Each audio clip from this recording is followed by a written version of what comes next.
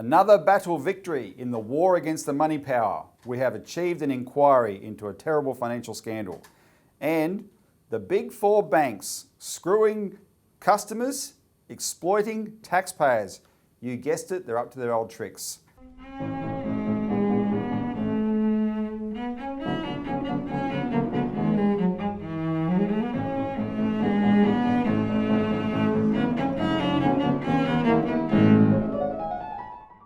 Welcome to the Citizens Report. It's the 22nd of October. I'm Robert Barwick, and I'm joined today by Citizens Party founder and leader Craig Isherwood. Welcome, Craig. Yeah, thanks, Robbie.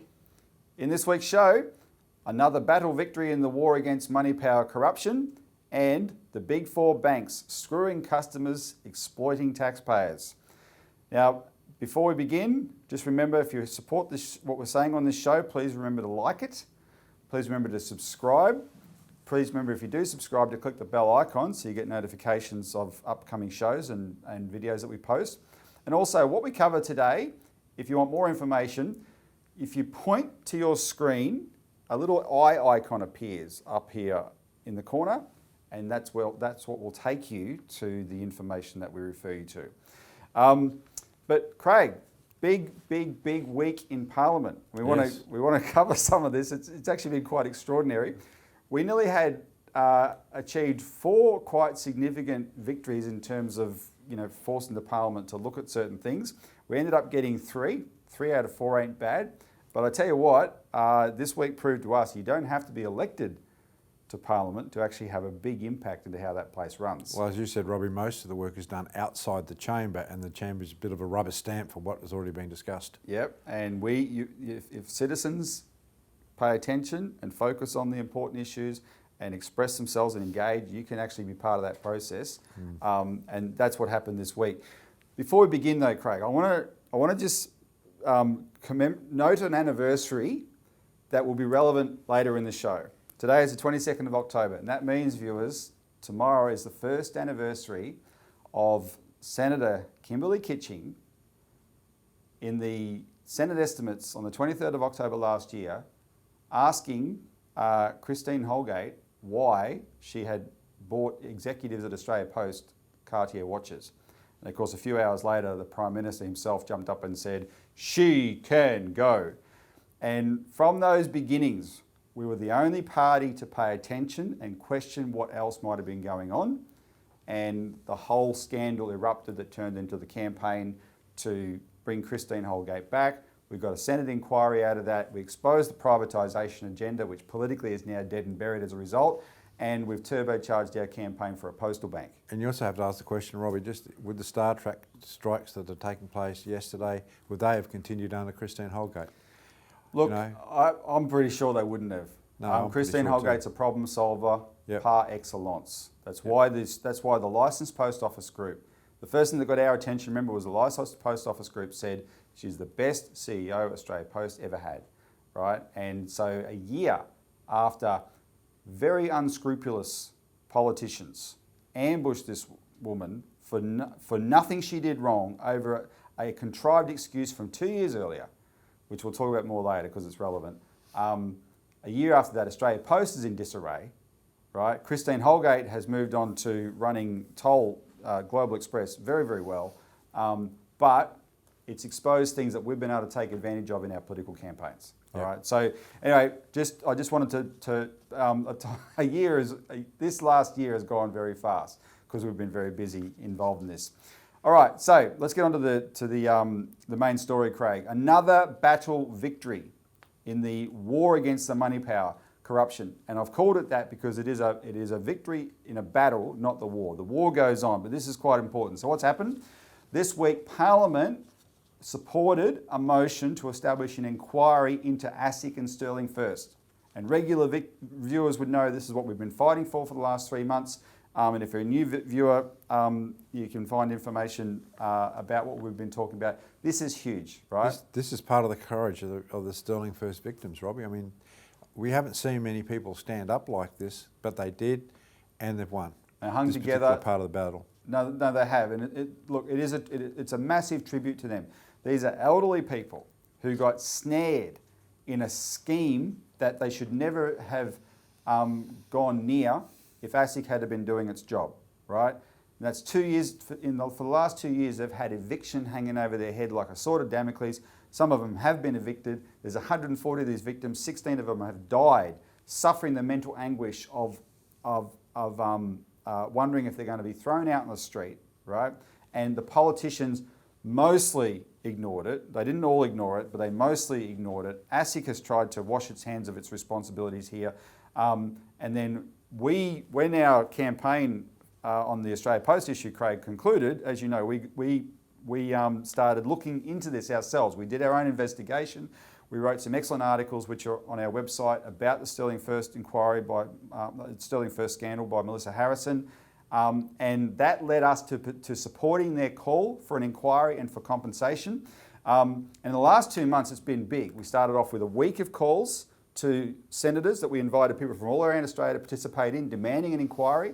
That was followed up by a big protest in Perth in front of the state parliament.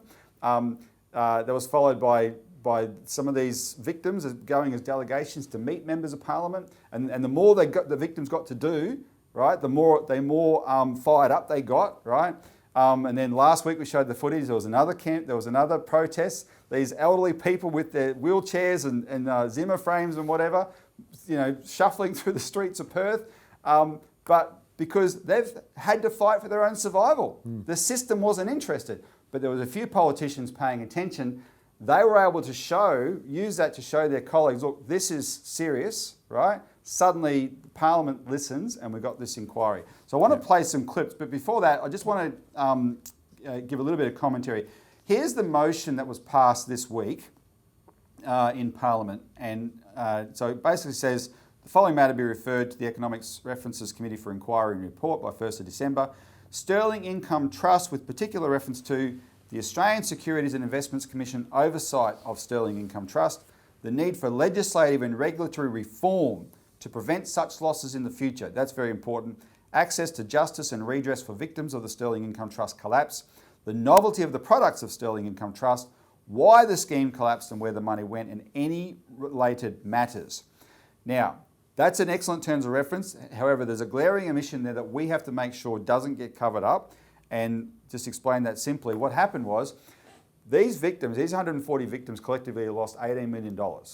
But this scheme started in 2015, and at first it was called Sterling Income Trust. And in September 2017, ASIC put a stop order on Sterling Income Trust after they'd received many complaints. And in fact, they were very late in putting that stop order.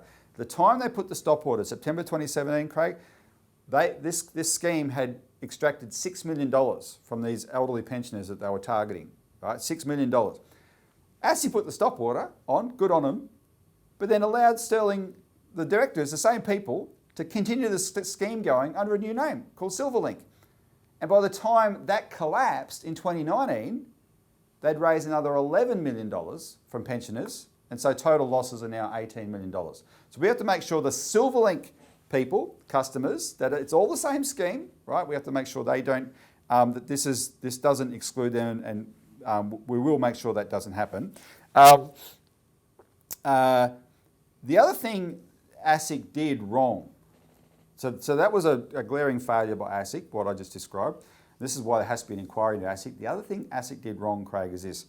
I interviewed Beryl Taylor for the Citizens Insight. It's on our YouTube channel here. She never wanted to be an investor. All these people were doing was they thought they were paying up front in bulk their rent for the rest of their life. Right? Hand over a big chunk of money that covers rent for 40 years, which for them is the rest of their life. She called ASIC and said, are there any red flags about this company I need to know about? Now, I don't know how many people ASIC employs, 1,000 or 2,000 or whatever. You can't expect the person on the end of that phone to know everything about every company they're asked. But they're not just a person. They're sitting at a desk with a console of a computer in front of them. And they should be able to type in Sterling First, and up comes information about this company and its directors that immediately tells them that these directors, one of them was discharged from bankruptcy the year he started the scheme. Another, he had a record a mile long with financial failures. Another one had a record a mile long with financial failures. And that person into that phone should have at least had that information in front of them to say to Beryl on the end of her phone, well, you may be interested in the fact that the director was discharged from bankruptcy this year. Do you still want to sign up? And Beryl would have said, as I asked Beryl, hell no, right? Now, I'm sure the person didn't have that information on their console, Craig. The question is, why not? And I know from my information about ASIC, these are systemic failings that ASIC refuses to address. The government doesn't want to address them because it provides excuses. These are the cracks that the excuses come from when these things go pear-shaped for people. So they don't have to change the system, right? This is a glaring failing by ASIC, and that's why it has to be addressed in this. So we have an inquiry now. That's excellent. I want to give some information in a little bit about how you can make a submission. But there's I want to show you the video. People need to see how this works in Parliament. We're going to play the video now of this inquiry being passed. And it's a pretty boring process, but what you're going to notice, look what the government says. Senator Ruston gets up and voices the government's objection, and then note how the vote goes right at the very end. Are there any formal motions? Can I start with you, on behalf of Senator Pratt? Thank you. I ask the business of the Senate notice of motion number 3 be taken as a formal motion. There being no objection, it's taken as formal. I move the motion. The question is that the motion be agreed to. Those of that opinion say aye. Senator Ruston. Minister. Sorry, can I just seek clarification? You have just moved business of the Senate notice of motion number 3? Correct. Okay, I seek leave to make a short statement. Sorry. Senator Ruston, go ahead. Thank you. ASIC is undertaking an ongoing investigation into the conduct of a number of entities and officers within the Sterling Group of companies. Matters relating to Sterling Income Trust have been the subject to litigation, and the government does not wish to prejudice any possible future proceedings.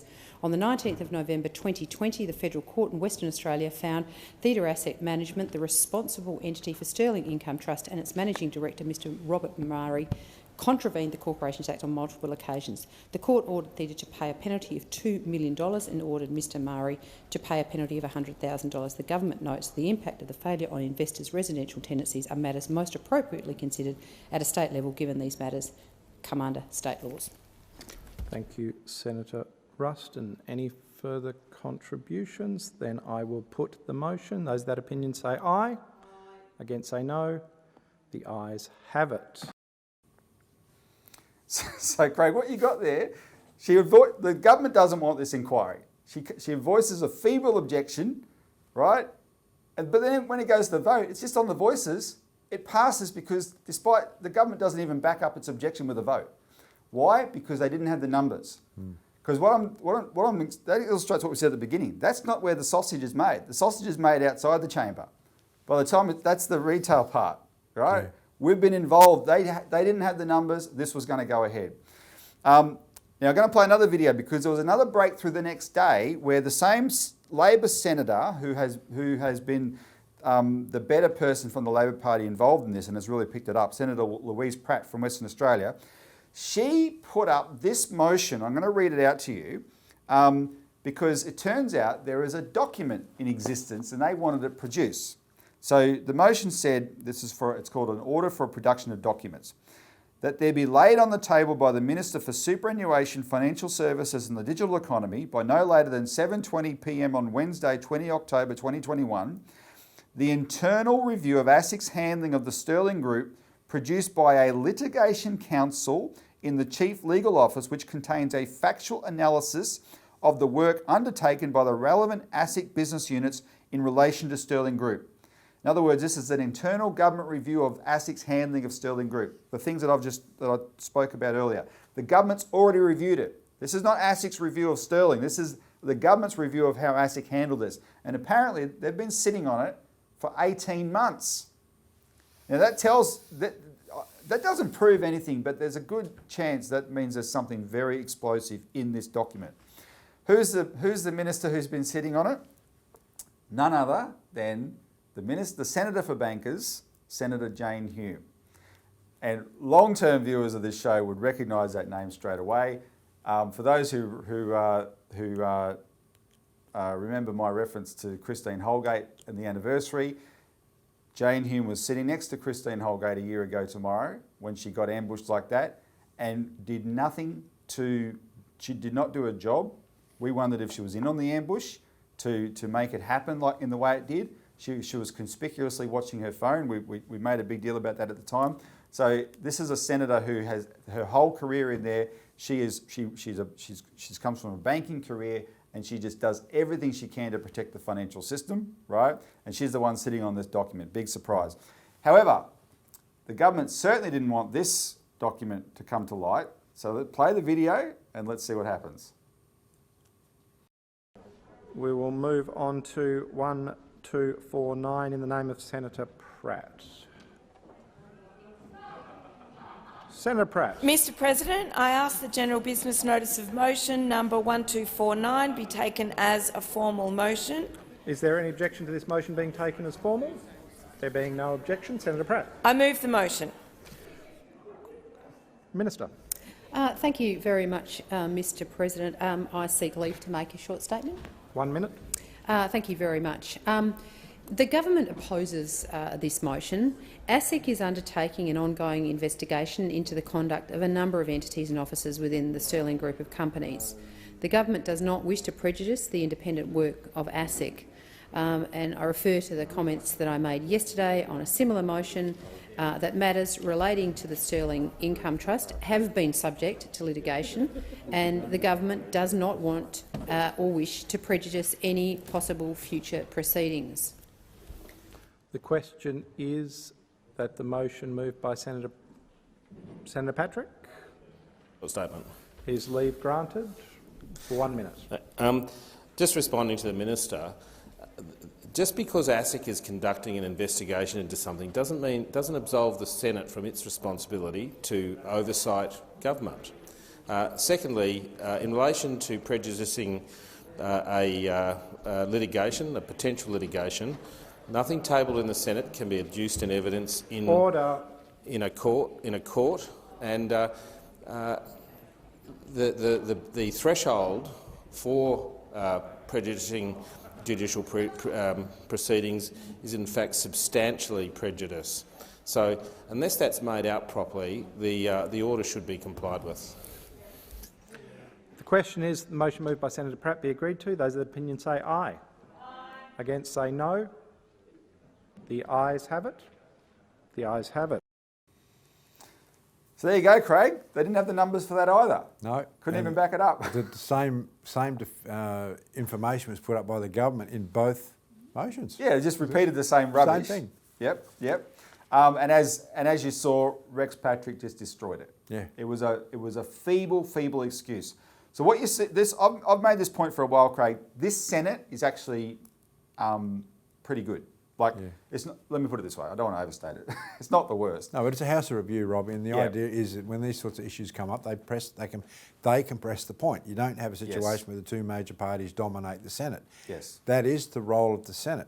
And for that reason, people, if there's all this question about, there's been record numbers of people voting for other than the major parties for quite a few years now. That's why we have this large crossbench in the Senate.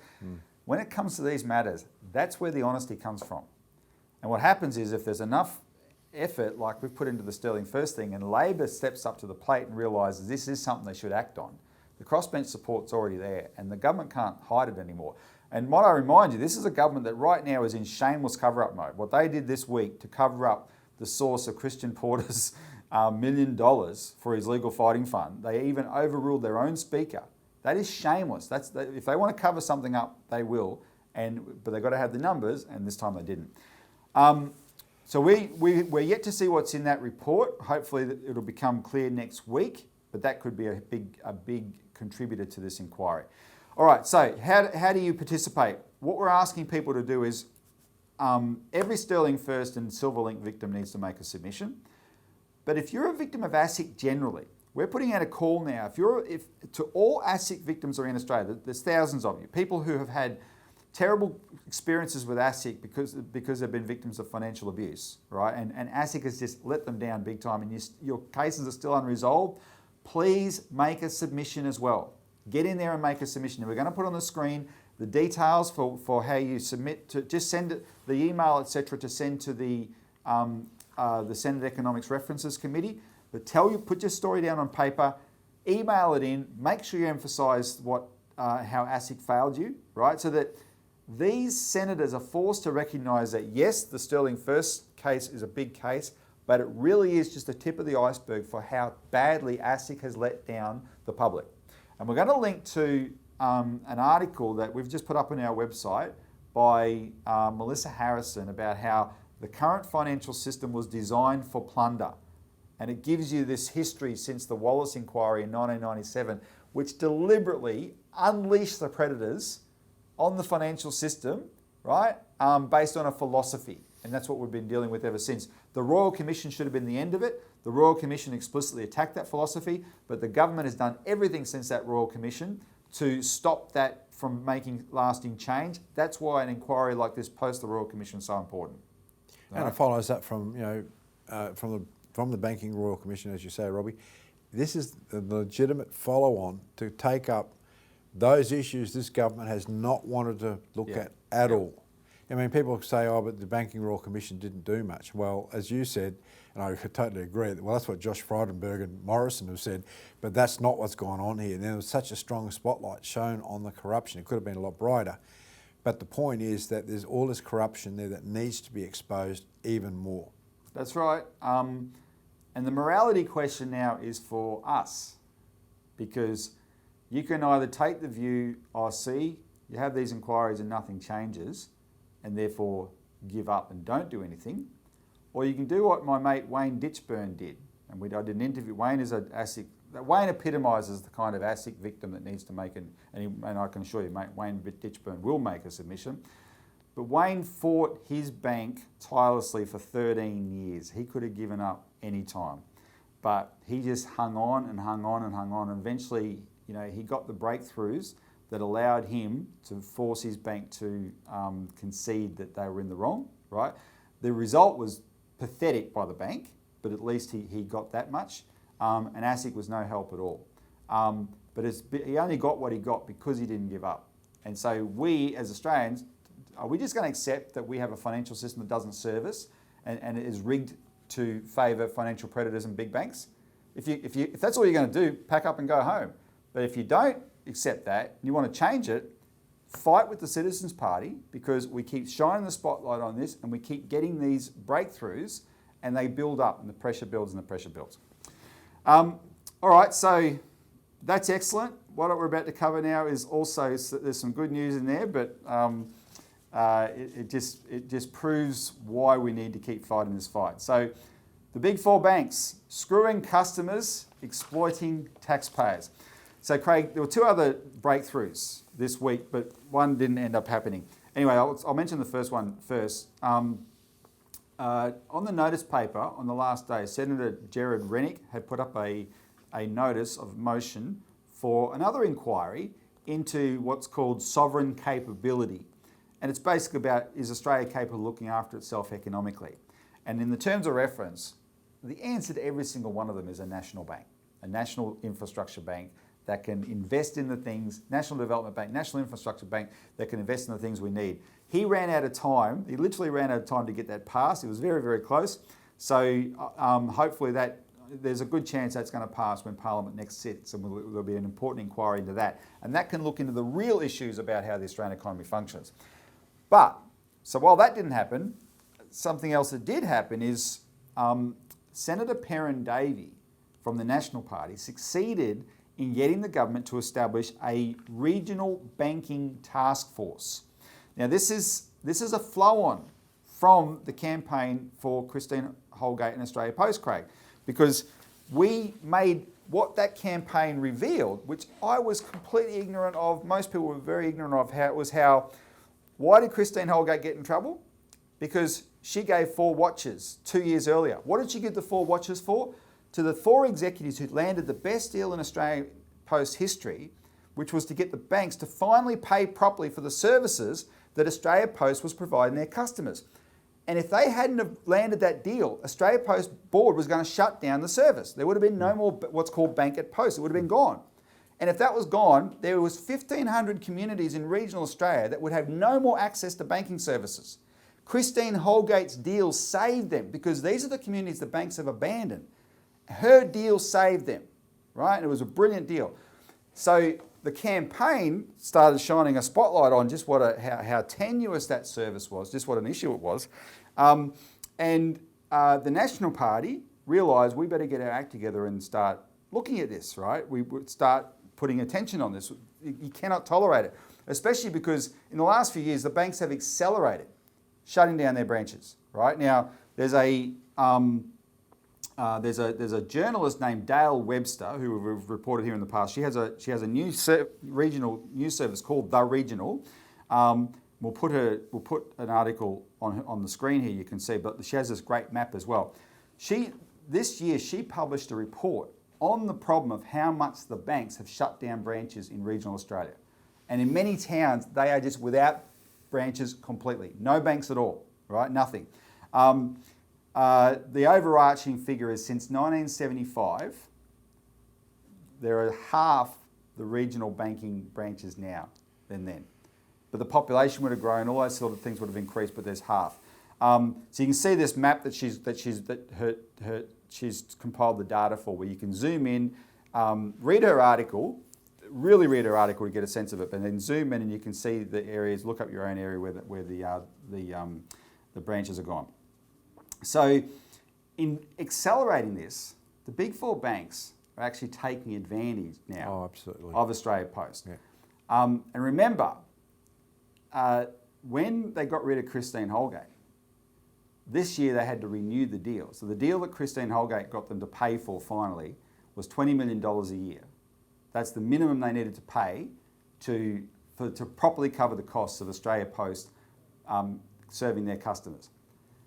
They got rid of her. This year when they renewed, the banks only paid $10 million. And that doesn't cut it. It puts the whole service at risk again. It has to be $20 million plus, right? And these banks are very profitable banks. They can easily handle that. So this is banks exploiting taxpayers. And it's everywhere, including here in Coburg in Melbourne. So Craig, tell the viewer what we've had to experience in the last little while.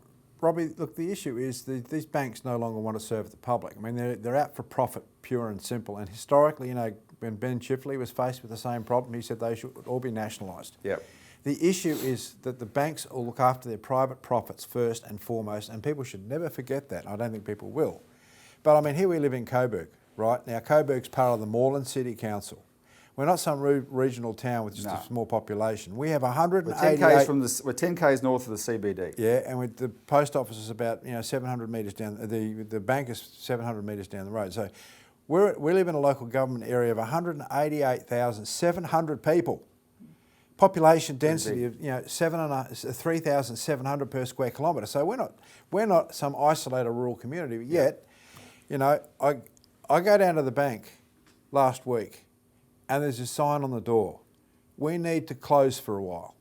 You know, and I was totally shocked. And here am I going down there to do our business banking, which we've done every day for 30 years. You know, even when they're renovating the bank, they don't close. And what's their excuse? This is NAB. This is the National Australia Bank. Yep. Our customers are responding to the Australian government's advice on social distancing by using internet banking, the NAB app and phone banking more. We're aiming to keep as many branches as possible open to provide essential banking services to our customers. However, this branch is temporarily closed. Now, temporarily or permanently, we don't know. In some locations, we're using closed branches to train our staff to support more customers online and so forth via the phone. Well, great. But look, we have a lot of elderly people around here, Robbie, and I know I've been down to our bank many times, and there's a queue out the door of elderly people that don't have access to internet banking, phone banking. They are traditional bankers, banking people, right? Yep. So they go through other ways to bank. Well, you can look for other branch locations. Well, that's great. I had to go 10 kilometres, over to Preston to make a deposit. And it's also transforming the way we have to do our own business, because we have to look at banking once a week if we don't have a local branch. I mean, this bank is dictating how we run our own operation. Hang on, they're actually increasing Australia's carbon footprint, because you would otherwise walk to the bank. Now you've got to get in a gas guzzler and drive 10 k's to our banking. Look, for all the crap about concerns about the environment, it's. Well, I get a phone call from the bank saying, "Oh, Craig, you've made a slight error in your banking deposit," which I actually didn't do. And oh, by the way, I want to tell you, you can no longer bank less than $500 into the bank using this facility anymore. We won't accept any deposits of cash in these bags anymore because we're trying to save on plastic. Right? I mean, this is the insanity of it. No, Robbie, what do we mean talking about the cash ban, right? These banks don't want cash. So they're making it harder for businesses, if you've got cash, to deposit it. But anyway, keep going. This is a real clincher here, and I thought, you mongrels, this is what's going on here. Businesses and personal customers, including passport customers, can make withdrawals at select post offices, right? And of course, just round the corner is our local Coburg post office. So all those people, if they knew this, by the way, could then turn around, go around the corner, go to their post office and make their deposit or withdrawal. But guess what? They get charged $3 at least for that. Now, some banks say, oh, you can have the first two free and we'll give you then it'll cost you $4 for each transaction afterwards. These services aren't free, and it's not the post offices getting it.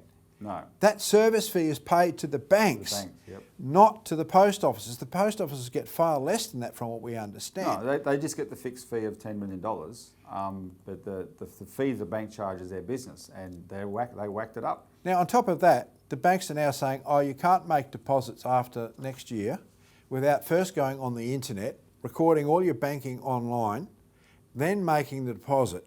This is so-called for security. No, it's not. It's to save them money from having to process legitimate, normal banking processes. This is where the direction the banking is heading, Robbie, because this is the part of, the banks are only after profit. They're going to minimise. They're going to force the services onto Australia Post, like they've just indicated they're going to do, because they're trying to save a buck. And Craig, there's two comments I want to make. One is people have to understand. One thing that makes what the banks are doing is more immoral is that they have a social contract. Everybody knows, the whole world knows, the international creditors who lend money to Australia knows that the big four banks are dominate our whole financial system, and they'll never go under because the government will always bail them out. The whole world knows that. So there must be a trade-off. If that's true, it's incumbent on them to provide the services that trade that off, right? Don't deny services to Australia. And if they're not going to do it, you're right. Chifley's right. Nationalise them. What's the use of the private element to it? The second thing is though, this thing, because here in Coburg, literally, there's the NAB and the mall starts a few feet away, and then around there is the post office in the mall. A year ago, what got Christine Holgate most in trouble is she said to Kimberley Kitching, it wasn't taxpayers' money. We are a commercial organisation. And that is true by any measure. But in order to destroy her, the system lied through its teeth to say, no, it is taxpayers' money, it is taxpayers' money. Okay, then by your measure, you are allowing National Australia Bank to exploit the taxpayer of Australia by loading up these post office branches with queues of people to have to do their basic banking at great expense to the licensed post office and the post offices, right? Not to pay any extra money than on the bare minimum of this $10 million. That's what this government is allowing the banks to do. That's the exploitation of taxpayers' money on a massive scale by their own definition. That's why, Robbie, we've promoted for 30 years the need for a national bank. Let's have a government-owned national bank that actually services the legitimate need of the public for a banking service. Yes. Not a banking profit machine like the private banks, but a banking service. That's why we've been promoting and campaigning for a postal bank, a bank that actually exists in the post office, but it's government-owned, it's government-guaranteed, and it then provides the necessary, you might say, regulatory policing action that's necessary for the private banks. The private banks won't operate like this if they have a government-owned bank that is regulated by the people through their parliament as a service-orientated facility that is necessary for the community. Because they'll lose customers. They will lose customers. We'll go there. Everyone will go. Exactly. Right? Exactly. Now, we're actually being forced out of the National Australia Bank because of what they're doing. Now, that's their problem. because other banks to go to. I Yep. don't want to, but we're going to be forced to do that. Now, this when it comes in when it's in your own backyard, it becomes even more crystal clear as to what they're doing. But it absolutely stinks. Yeah. First they came for Birdsville, but that was in the middle of nowhere, and so we did nothing. Now they're in Coburg doing it. With 188,000 people just in this little area. Yeah. No, exactly. All right, well, let's see what this task force does. We will pay close attention to it. Now, I just have to mention the task force is made up of Senator Perrin Davey as a co-chair. Now, that's good because she's the one who moved this motion. One of the ministers, Michael Sukkar, is the other co-chair. Now, Michael Sukkar is the guy who tried to ban cash a few years ago. And we showed him what the Australian people thought of that and were capable of organising in terms of resistance. So we're going to keep him under pressure. The big four banks are part of this task force as well. So we've got to keep them under the spotlight. Australia Post is represented too, which is good, right? But we will report how this task force is going and find ways that we can encourage people to make representations to it, right? So that they're put under extreme pressure to do this properly. And this is an excellent vehicle that we'll use to campaign for a postal bank. So on that note, that's it for this week's episode of the Citizens Report. Thanks very much for joining us, Craig, and telling us that story. Thanks, Robbie. Craig and I have a division of labour. He's the one who has to do things like the banking and that sort of thing around here. You wouldn't want me doing it. I'm glad he brought that experience to my attention so we could cover it on the show. So thanks for that, Craig. Thanks to the viewer for tuning in. Make your submission. Spread the word to victims of ASIC. Make submissions to this inquiry. We have to make this work, but this can blow up into something very big. And tune in next week for more of the Citizens Report.